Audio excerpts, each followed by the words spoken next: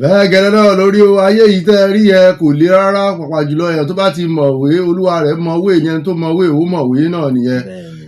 Smart life with smart device, ìgbésí ayé eléyìí tó rọrùn pẹ̀lú àwọn ohun amáyédẹrùn lọ́lọ́kọ̀ òjọ̀kan eléyìí tí a máa yànnàná rẹ̀ fún yín lórí ètò yìí gẹ́gẹ́ bí ẹ ti ṣe bá wa pàdé níjẹ̀ẹ́jọ́ púpọ̀ aago 6:07 ó kù ìṣẹ́jú 15 6:45 p.m. every Monday náà lẹ́wọ̀n máa láǹfààní àti pàdé wa lórí ètò yìí.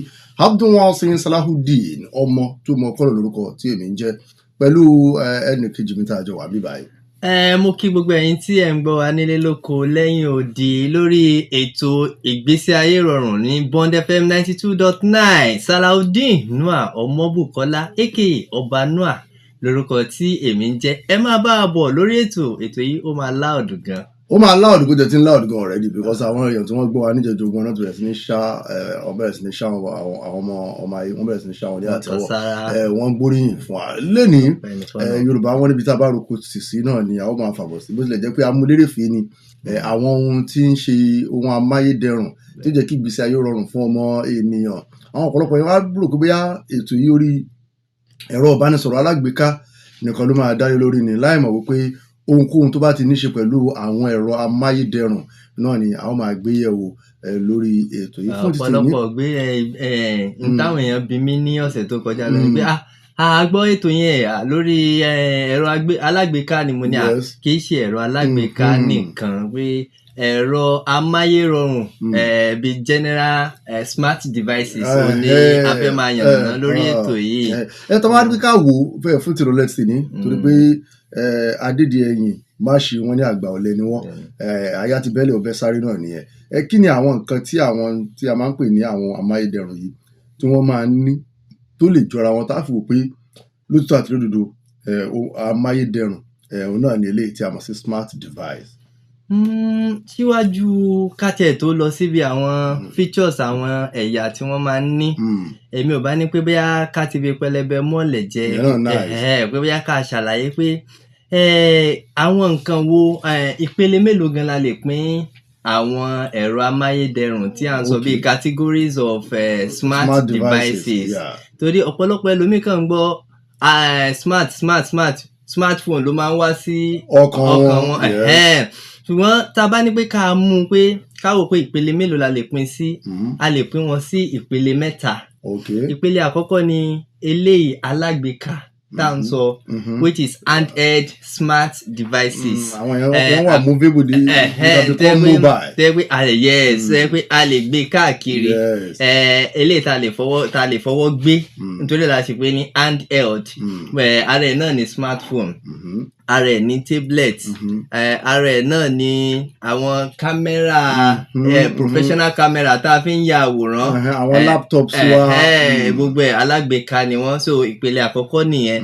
A tún wá nípele míì tó jẹ́ pé wearable ni eléyìí tá a lè wọ̀ lẹ́lòmí máa wò pé ṣé wọ́n tún máa ń wọ nǹkan tó jẹ́ smart device ni bẹ́ẹ̀ ṣe jókòó àtijọ́ jókòó yìí nísìnyí tẹ́ logo tó yẹ pé bóyá bí smart glasses lẹ́wọ̀ ni ó ṣeé ṣe pé gbogbo nǹkan tí ọlọ́wọ́ bọ́tì ni wà tán tẹ̀ ti ká sílẹ̀ pé ara wearable device ni àwọn smart wristwatch smart rings bẹ́ẹ̀ ni àti bẹ́ẹ̀ lọ so àwọn yẹn ni category ẹlẹ́ẹ̀kejì.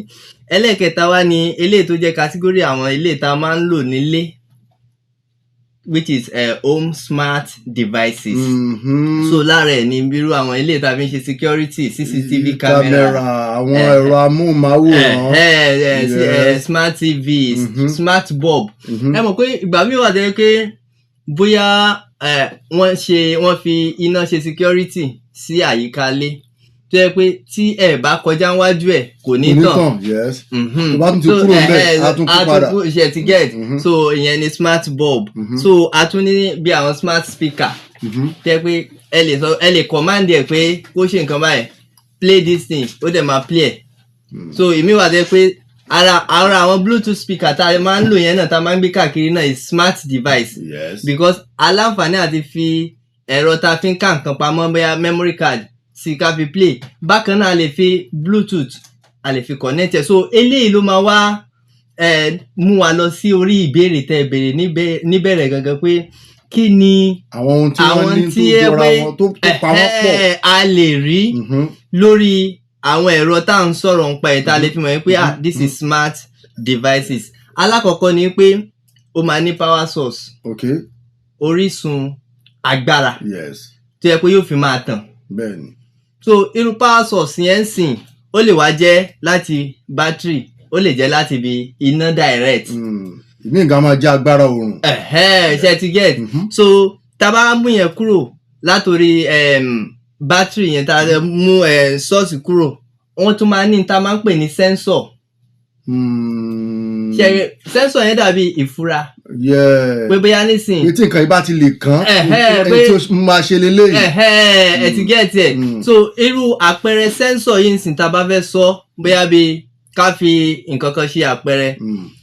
Tí a bá ń sọ̀rọ̀ camera ń sìn, electronic camera, ṣe mọ̀ wípé image yẹn ló máa mú direct. Bẹ́ẹ̀ni. Tó bá mú image yẹn direct pẹ̀lú lens yẹn máa wá transfer lọ sí image sensor. Image sensor yẹn ló máa wá translate ẹ̀ sí digital image. Because láyé pé bóyá digital image kò lè process ẹ̀ jáde bóyá tá a máa fi wá rí. So bẹ́ẹ̀ náà ni sensors wà fún àwọn fóònù tá à ń lò yín sìn. Sensors wà fún mouthpiece. Tẹ́ bá sọ̀rọ̀ tí kò bá sense pé ọ̀rọ̀ yẹn wọlé, ṣe get, kò ní translate ẹ̀ sí nǹkan téèyàn míì tẹ́ ń bá sọ̀rọ̀ yẹn tó máa gbọ́. So ní ṣókí ká sọ pé sensor yẹn ó dàbí ọpọlọ téèyàn fi máa ń mọ̀ nǹkan. Bí o mọ̀.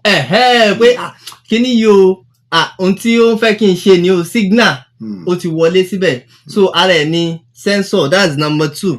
Ẹlẹ́ẹ̀kẹta ń bẹ̀ ó ní processor. Tí sensors yẹn bá ti rí pé processors yẹn dàbí ọkàn. Ṣé mọ̀ ọpọlọ la pè sensor, pé tá a máa fi sense nǹkan pé bí gẹ́gẹ́ bí bó ṣe wà implied, bóyá pé bí ìtumọ̀ rẹ̀ ṣe wá pé sensor. So processors yẹn wá ní bí ọkàn pé tí ó ṣàgbéyẹ̀wò pé tí ó fi wá process tó máa analyze ẹ̀ ti gbà á bẹ́ẹ̀ bó ṣe rí gangan nìyẹn. So any device tá a bá ti rí pé ó ní irú ẹ̀yà yìí, so a lè pè ní smart device. Eléyìí tó tún wá jẹ́ lájorí nínú àwọn nǹkan tí à ń sọ yẹn ó ní connectivity. Bí a ṣe ń kàn sí ara ẹni. Ìyẹn ló dàbí ìsopọ̀ tó jẹ́ pé òun ló so gbọ́n papọ̀. Bẹ́ẹ̀ni ọmọ tí mo tó jẹ́ pé eléyìí lè jálu eléyìí, eléyìí lè wọnú eléyìí. So irú connectivity tá a wá ń sọ̀rọ̀ nípa èyí ń sin náà, òun náà tún pọ̀ oríṣiríṣi. A lè ní local connectivity. Eléyìí tá à ń pè ní local connectivity yìí ń sìn, ó lè má nílò internet direct, ó lè jẹ́ wáyà, ó dẹ̀ lè jẹ́ through wifi wireless. So a dẹ̀ ní internet connectivity. So ọ̀pọ̀lọpọ̀ smart device, àwọn ohun amáyérọrùn tá à ń sọ̀rọ̀ nípa wọn yìí nísìn, wọ́n máa ń ṣe àmúlò connectivity. Bákan náà wọ́n máa ń ṣe àmúlò ohun tá à ń pè ní software. Torí nígbà míì wà tẹ́ pé tí sensors bá ti gbà á, tí processor process ẹ̀, ó máa ní nǹkan kan tó máa gbéṣẹ́ yẹn jáde. So òun ló fi jẹ́ pé nígbà míì tá a bá fẹ́ ṣe, bóyá a fẹ́ ṣe àtẹ̀jíṣẹ́, message application, òun ni software àtẹ̀jíṣẹ́. Nígbà míì wà tẹ́ pé bóyá a fẹ́ lò pé lórí internet, bóyá bí àwọn ìkànsíra ẹni tá a máa ń ṣe lórí internet, bóyá bí àwọn online meeting, àwọn zoom call, nǹkan kan bẹ́ẹ̀ yẹn ń sìn. Application tí a yà sọ́tọ̀ fún àwọn yẹn, àwọn náà máa jẹ́ kó ṣiṣẹ́, because processor kàn lè process ni, kò lágbára pé kí nǹkan yẹn kó wá sí ìmúṣẹ. So àwọn software yẹn, àwọn ni wọ́n máa ń ran processors ní ọwọ́ láti lè jẹ́ pé kí nǹkan tí wọ́n fẹ́ process yẹn kó lè jáde fún àwọn èèyàn láti jẹ́ pé kí. Àwọn yẹn dàbí atọ́kùn nìyẹn.